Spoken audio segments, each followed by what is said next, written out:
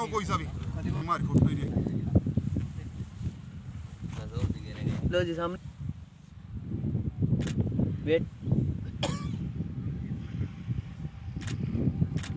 मेरे फोटो गंगे च यमुने च सामने देखना, सरस्वती नर्मदे सिंधु कावेरी जलेस्मिन् सन्निधिं कुरु। सामने देखना, सामने देखना सर। आजो गंगा सरस्वती सिंधु नर्मदे सर सामने सिंधु कावेरी सारी बुला लिया हमने तो।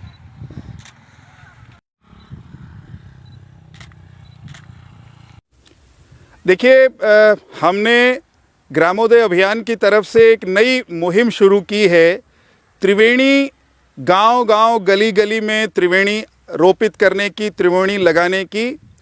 त्रिवेणी में नीम, बड़ और पीपल के पेड़ आते हैं। ये तीनों के तीनों पेड़ पवित्र और पूज्य माने जाते हैं।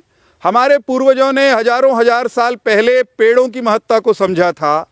ऑक्सीजन प्राणवायु है और जो पेड़ ऑक्सीजन देते हैं या जिनके जीवनदायी दूसरे गुण हैं, उन पेड़ों की पूजा का एक सिलसिला हमारे पूर्वजों ने हजारों हजार साल पहले, आज की आधुनिक विज्ञान और वैज्ञानिकों से भी पहले, उस बात को समझ के अपने लोगों से कहा था कि इन पेड़ों की पूजा किया करें। धीरे धीरे वो परंपराएं कमज़ोर पड़ती गई हैं।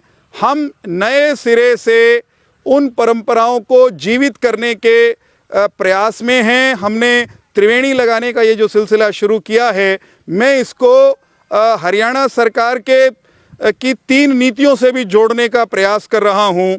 हमारा कहना है, हमारा दावा है और हमने ये करके दिखाया है कि एक तो सरकारी नौकरियों में मेरिट का सम्मान, दूसरा सरकारी कामकाज में पारदर्शिता और तीसरा समूचे हरियाणा का, भले ही वहाँ पर हमारा विधायक है नहीं है, प्रतिपक्ष का विधायक है, कोई निर्दलीय विधायक है, पूरे हरियाणा का समान विकास, ये 3 बड़े नीतिगत काम मनोहर जी के नेतृत्व में वर्तमान सरकार ने करके दिखाए हैं। तो हम ये कह रहे हैं इस त्रिवेणी अभियान के तहत कि नीतियों की जो त्रिवेणी है, अच्छी नीतियों की त्रिवेणी है, उसकी बात भी लोगों को बार बार बता रहे हैं, समझा रहे हैं कि ये बढ़िया बदलाव आया है। और साथ में त्रिवेणी लगाने का जो सिलसिला छूट गया था, टूट गया था, अच्छे पौधे लगाने का, उनको पालने का, वो सिलसिला भी नए सिरे से सब लोग प्रारंभ करें। हमने शुरू कर दिया है,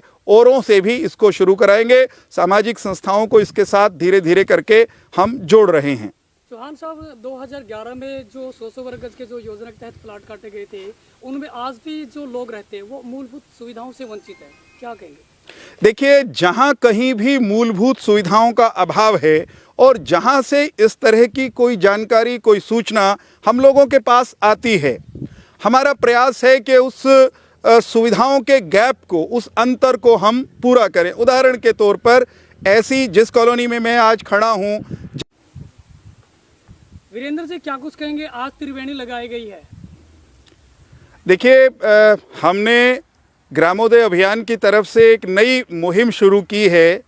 त्रिवेणी गांव-गांव गली-गली में त्रिवेणी रोपित करने की, त्रिवेणी लगाने की। त्रिवेणी में नीम, बड़ और पीपल के पेड़ आते हैं। ये तीनों के तीनों पेड़ पवित्र और पूज्य माने जाते हैं। हमारे पूर्वजों ने हजारों हजार साल पहले पेड़ों की महत्ता को समझा था। ऑक्सीजन प्राणवायु है और जो पेड़ ऑक्सीजन देते हैं या जिनके जीवनदायी दूसरे गुण हैं, उन पेड़ों की पूजा का एक सिलसिला हमारे पूर्वजों ने हजारों हजार साल पहले, आज की आधुनिक विज्ञान और वैज्ञानिकों से भी पहले, उस बात को समझ के अपने लोगों से कहा था कि इन पेड़ों की पूजा किया करें। धीरे धीरे वो परंपराएं कमज़ोर पड़ती गई हैं। हम नए सिरे से उन परंपराओं को जीवित करने के प्रयास में हैं। हमने त्रिवेणी लगाने का ये जो सिलसिला शुरू किया है, मैं इसको हरियाणा सरकार की 3 नीतियों से भी जोड़ने का प्रयास कर रहा हूँ। हमारा कहना है, हमारा दावा है और हमने ये करके दिखाया है कि एक तो सरकारी नौकरियों में मेरिट का सम्मान, दूसरा सरकारी कामकाज में पारदर्शिता और तीसरा समूचे हरियाणा का, भले ही वहाँ पर हमारा विधायक है नहीं है, प्रतिपक्ष का विधायक है, कोई निर्दलीय विधायक है, पूरे हरियाणा का समान विकास, ये 3 बड़े नीतिगत काम मनोहर जी के नेतृत्व में वर्तमान सरकार ने करके दिखाए हैं।